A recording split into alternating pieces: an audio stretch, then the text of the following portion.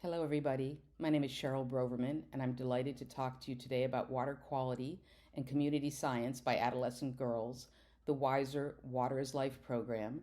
My colleagues in this program are Kennedy Makula, a teacher at the WISER School in Kenya, and Judith Obiero, also at the WISER School in Kenya. I wish they could be here on this presentation with me, but they are currently back in Kenya.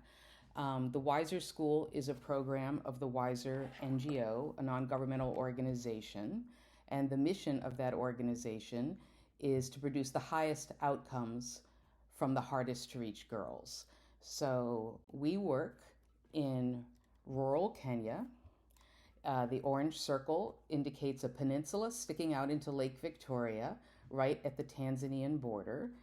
And as we talk about water, we have to talk about Lake Victoria. Here's a larger picture of it zoomed out.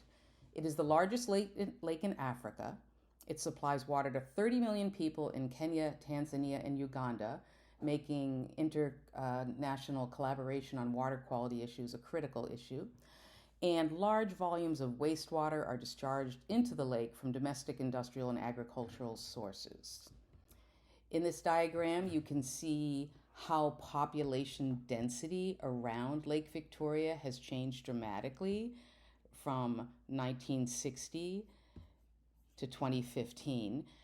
And particularly if you look in the part of Kenya, you can see that it is at very, very high density and has been for quite a while. If we zoom in on that area again, just to help you localize where this project is happening, there is a little peninsula sticking out right at that border, and that's where the WISER NGO has its campus and its programs. So in Kenya, 59% of people have access to clean water. That is an average over the country. It is probably more problematic in the rural areas. 29% have basic sanitation, even less in the rural areas. And of course, this feeds back onto why people don't have clean water. There's a lot of open defecation, not a lot of good sewage system, and very few water treatment plants outside of major cities. 20% of people drink water from contaminated water sources. This is a picture taken by one of my students of young people in Kenya collecting water from a drainage ditch. The yellow arrow points to someone bringing water home to use probably for the evening meal. People are highly educated about the need to produce clean water. Sometimes water access alone is a problem, but when that gets home, it will probably be filtered or boiled, chlorinated, and sedimentation, but that certainly isn't always sufficient. So access to water is a challenge if you're away from the lake, and access to clean water is a challenge for everybody. Fishing is the main economy around this part of Lake Victoria in Kenya, and commercial fishing happens at night. That is critical because the men are out in these boats on open water for 8, 10, 12 hours, and they basically have to hang over the side of the boats in order to use the toilet, so it's open defecation into the lake during night shifts. This are fishing boats at the lake right near the WISER School where this work is happening. So this is one of the fishing beaches. The fishermen use lights at night to attract the fish, so every bright light you see, this is also taken from the WISER campus, is a fishing boat out at night. So you can see there's quite a dense population of these boats out at night, all night, without any sanitation except the lake. Now, this is the same lake the next day where people come down to fish, to bathe, to wash their clothes, to wash their dishes. Girls traditionally are the main sources of water in the lake. They are the only ones that are considered culturally appropriate to carry water, to bring the water for dishes, to bring it back to the house. You can see many people bathing there.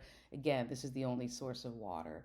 Water is a gendered issue partly for the amount of time that girls spend in the lake, as well as around the lake. And if you're away from the lake, it will be your task starting around 8 years old to go and collect water from the lake to bring back to your family household.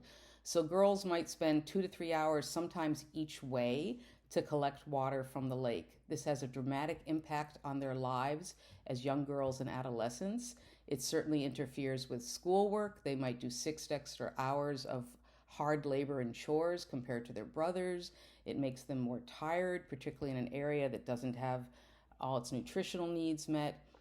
It has a dramatic impact on gender-based violence, as girls spend a lot of time walking alone, often at dawn and dusk, and around the lake where a lot of the fishermen congregate. And in around Lake Victoria, in this part of Kenya, there's a 25% HIV rate in the population, in part driven by the fishermen, and so this increases a young girl's HIV risk. Just the fact of having to collect water has multiple impacts on her education, her health, and her future life. This is a picture of the WISER campus. Our flagship program is the secondary school for 240 girls. We will soon be opening a junior secondary, basically middle school for 7th and 8th graders. Most of the students who attend the school are the first in their family to go to secondary school. This is a dramatic achievement for this community to have so many girls in school. And given the high HIV and malaria and cholera and typhoid rates in this community, unfortunately 40% of our students are orphans. But they are also amazing, kick-ass is the only word I can think for them, dedicated, hardworking girls that come from a fairly poor-performing school district, but end up, over the last 10 years, being some of the top competitors for scholarships to university throughout the nation. So once they're in the WISER school, they just fly. One of WISER's missions is to empower girls through education with a strong focus on STEM and health. And in order to do both, but particularly the second, clean water is critical. So starting in 2008 with funding from UNICEF and then follow-up from USAID and then leadership from local community members, WISER implemented a clean water production and distribution system.